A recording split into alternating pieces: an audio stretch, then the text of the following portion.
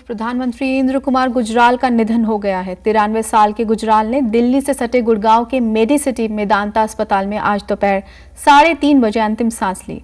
पिछले 1 साल से वो बीमार चल रहे थे और गुजराल को छाती में संक्रमण के बाद अस्पताल में भर्ती करवाया गया था। तबीयत ज्यादा बिगड़ने पर उन्हें वेंटिलेटर पर रखा गया था। गुजराल 21 अप्रैल 1997 से 19 मार्च 1998 तक प्रधानमंत्री रहे। गुजराल देश के 12वें प्रधानमंत्री थे।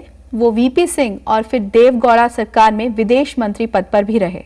भारतवर्ष के भूतपूर्व प्रधानमंत्री आई.के. गुजराल जी का देहांत 3:31 पे वेदांता हॉस्पिटल में हो गया।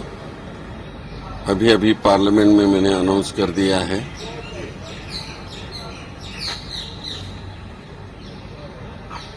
शाम में 7 बजे कैबिनेट की बैठक हो जाएगी और ये सब उनके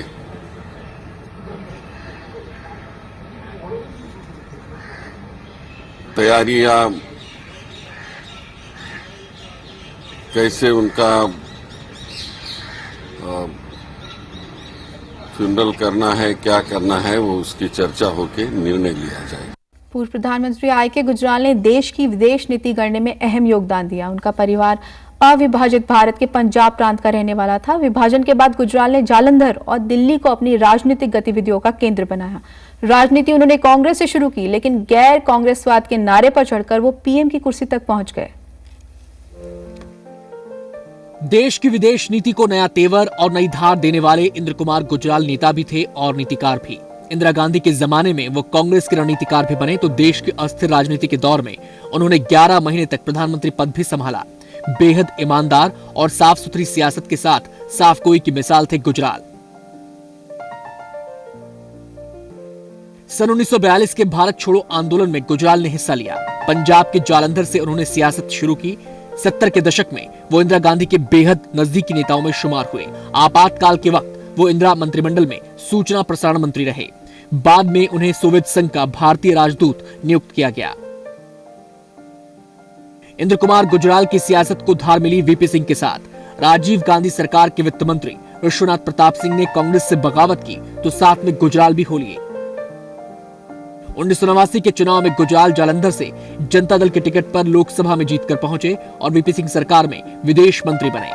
1989 में तत्कालीन गृह मंत्री मुफ्ती मोहम्मद सईद की बेटी रूबिया सईद की आतंकवादियों के कब्जे से रिहाई के लिए उन्होंने अहम भूमिका अदा की। आतंकवादियों से समझौते को लेकर उनकी आलोचना भी हुई, लेकिन वो हमेशा बातचीत और दोस्ती के जरिए विवादों को सुलझाने के पक्षधर रहे। 1996 में अटल बिहारी वाजपेयी की 13 दिन की सरकार गिरने के बाद केंद्र में उनकी भूमिका अहम हो गई। वो दोबारा देश के विदेश मंत्री बने। संयुक्त मोर्चा की देवेगौड़ा सरकार में पहले गुजराल को विदेश मंत्रालय और बाद में वित्त मंत्रालय की कमान मिली, लेकिन 1997 में ही देवेगौड़ा सरकार से कांग्रेस ने समर्थन वापस ले लिया। कुछ शर्तों के साथ इंद्र कुमार गुजराल को प्रधानमंत्री बनाने पर कांग्रेस ने दोबारा समर्थन देना तय किया। 21 अप्रैल 1997 को गुजराल ने देश के 12वें प्रधानमंत्री के तौर पर शपथ ली और मार्च 1998 तक वो इस पद पर बने रहे। भारत की विदेश नीति में गुजराल डॉक्ट्रिन इंद्र कुमार गुजराल की देन है। गुजराल ने भारत और पड़ोसी देशों के रिश्ते बेहतर बनाने पर जोर दिया। दक्षिण एशियाई देशों की एकजुटता की कोशिश की, खासतौर पर एक दूसरे के आंतरिक मामलों में दखल न देने की बात कही और सबसे बड़ी बात कि दक्षिण एशियाई देशों की जमीन पर बाहरी मुल्कों के रणनीतिक बेस बनाने का सख्त विरोध किया।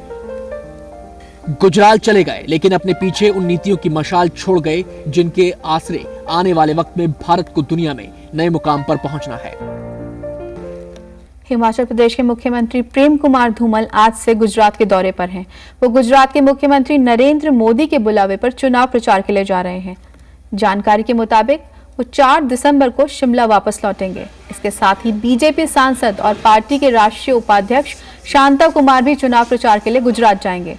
सूत्रों के मुताबिक सभी कार्यक्रम खुद नरेंद्र मोदी तय कर रहे हैं और उस पर अंतिम मोहर केंद्रीय चुनाव समिति लगा रही है। वहीं 4 दिसंबर तक तापमान में हो रही लगातार गिरावट के बीच दिग्गज राजनेताओं के प्रदेश से बाहर रहने की वजह से हिमाचल में राजनीतिक गर्माहट गुजरात चुनावों तक थमी ही दिखेगी। बात उत्तराखंड की करते हैं। उत्तराखंड में इन दिनों टमाटर का उत्पादन करने वाले किसान परेशान हैं। उनकी परेशानी की वजह है टमाटरों में लग रही फंगस, जिससे पड़ गए हैं टमाटर बीमार। एक रिपोर्ट। टमाटर की लहलहा रही इस फसल पर फंगल बीमारी ने कहर बरपा रखा है। इस बीमारी से टमाटरों पर काले धब्बे पड़ रहे हैं और पत्ते भी गिर रहे हैं। हल्द्वानी में टमाटर का उत्पादन करने वाले किसान इसकी वजह से परेशान हैं।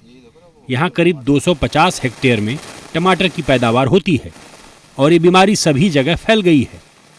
ऐसा नहीं है कि किसान इसकी रोकथाम के लिए कोई प्रयास नहीं कर रहे हैं। किसानों ने दवाओं का छिड़काव भी किया है, लेकिन इसका कोई असर नहीं हो रहा है। शुरू में बहुत ठीक चला था, उसके बाद हमने स्प्रे भी किया था, पर अभी इस समय झुलसा रोग बहुत तेज़ी से आने लग गया है और इससे काफ़ी फसल हमारी डैमेज हो चुकी है। और शायद अगर ये कंट्रोल नहीं हुआ तो इसमें हमको शायद करीब काफ़ी फसल से नुकसान हो जाएगा, आधे से ज़्यादा फसल शायद डैमेज हो जाए। बागवानी विभाग के अधिकारियों की माने तो इससे अभी तक करीब 20% फसल खराब हो चुकी है। अधिकारियों के मुताबिक इस बीमारी पर अगर अभी भी काबू पाया जाए तो बाकी फसल को बचाया जा सकता है। इसमें इस समय लगभग 20% से ऊपर तो नुकसान हो ही चुका है किसानों का। एक तरफ किसान टमाटर में लगी बीमारी को सभी कोशिशों के बाद भी नहीं रोक पा रहे हैं, तो वही विभाग के पास भी कोई समाधान दिखाई नहीं दे रहा है। ऐसे में किसान अपनी फसल को बचाएंगे तो कैसे, ये सबसे बड़ा सवाल है। ब्यूरो रिपोर्ट, सी हिमाचल। और अब कुछ अंतर्राष्ट्रीय खबरें। कार्टून कैरेक्टर्स की दुनिया में सबसे मशहूर कैरेक्टर मिक्की माउस के सबसे पहले पोस्टर्स में से एक की नीलामी टेक्सास के डल्लास में $1,00,000 में हुई। मिक्की माउस का कैरेक्टर वॉल्ट डिज्नी ने 1928 में बनाया था, जिसमें मिक्की ने हाथों में ग्लव्स पहने हुए हैं और लोगों को बाय बाय कर रहा है। मिक्की के इस अवतार ने लोगों को अपना दीवाना बना दिया। इसके बाद मिक्की की दुनिया में धूम मच गई। दुनिया के सक्रिय ज्वालामुखियों में से एक ग्वाटेमाला का सेंटियागिटो ज्वालामुखी में से बहुत ज्यादा राख और धूल निकलने की वजह से लोगों को परेशानियों का सामना करना पड़ रहा है। धूल और राख ने पूरे शहर को घेर लिया है। यूं तो प्रशासन ने अभी शहर खाली करने का आदेश नहीं दिया, लेकिन पीने के पानी में राख होने की वजह से लोगों को सावधानी बरतने की हिदायत दी गई है। लोगों को फसल काटने में दिक्कत हो रही है और साथ ही सांस लेने में भी तकलीफ हो रही है।